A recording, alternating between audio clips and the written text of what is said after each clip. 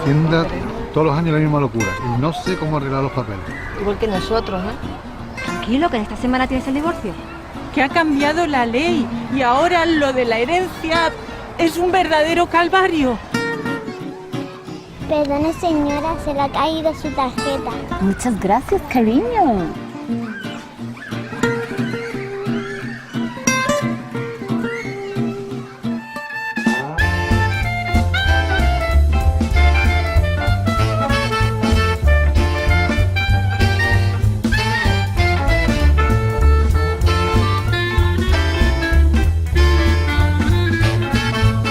Tú pones los problemas, nosotros la solución.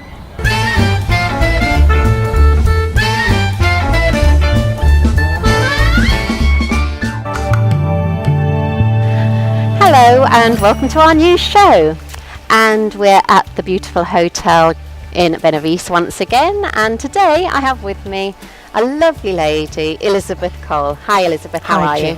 Good, thank you. You? Very well, thank you.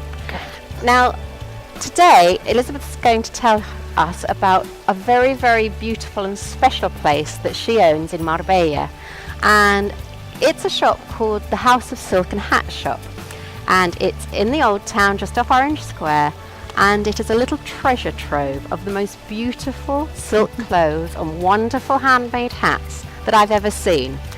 And I'm sure some of you may know Elizabeth, but you may not know about her wonderful collections. So Elizabeth, how did it all start? How did this wonderful little idea, this wonderful little place come about? Well, first of all, mid-1960s, I grew up in London with wonderful shops, swinging London as it was. Wouldn't have missed it for the world. My first job after college, I worked at the London Coliseum, which was one of the homes to opera and ballet.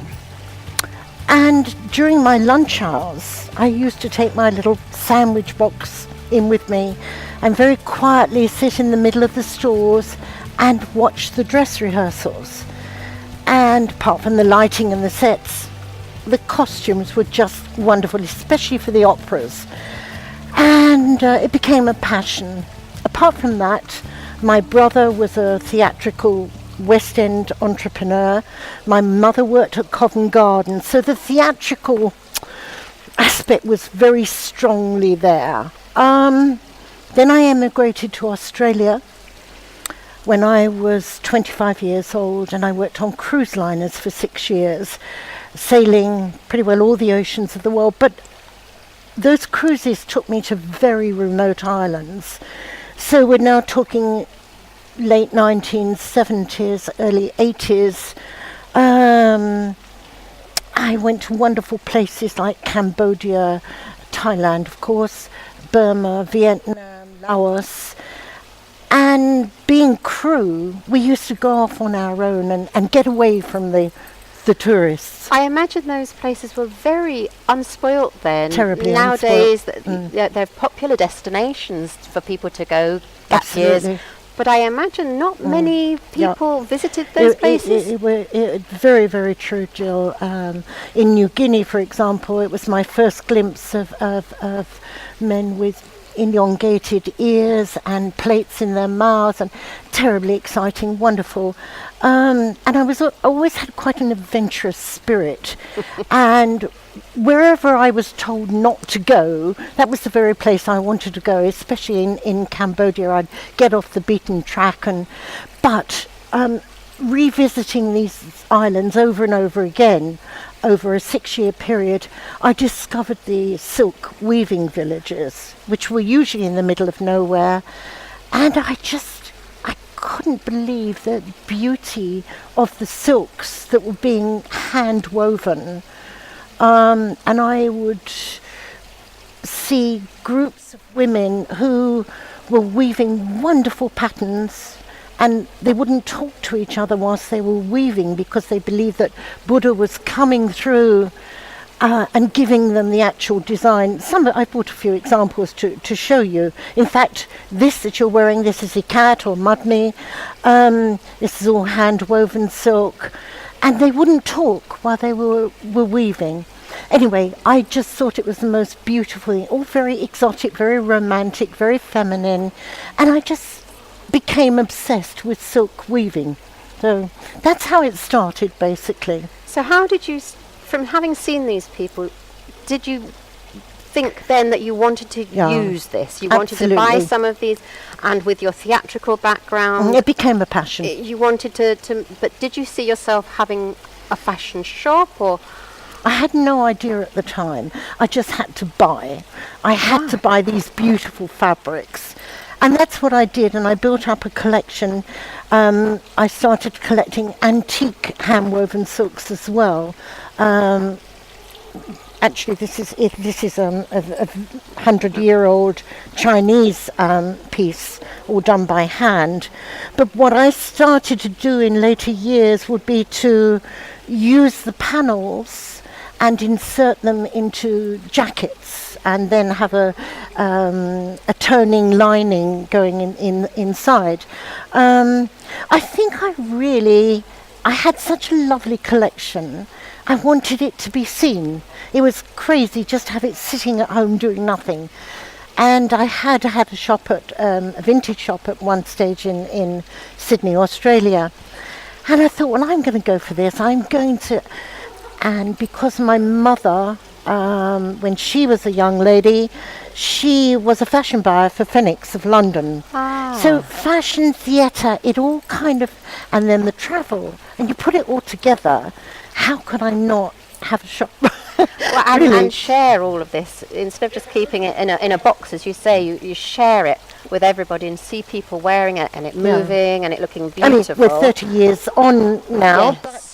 I've had a shop for 28 years in Marbella, so yeah, it's a passion. I love it, absolutely. Possessed, actually. Who does the designs for your clothes? I am the designer, and for a few of the hats as well. This is called the Pickford, based on Mary Pickford. Mary Pickford, yes. Evita, Audrey Hepburn. This is not one of mine, but I absolutely adore it.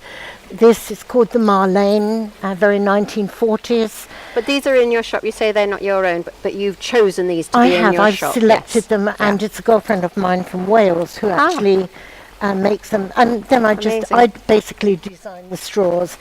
I started designing silk clothing. Again, one of the blouses.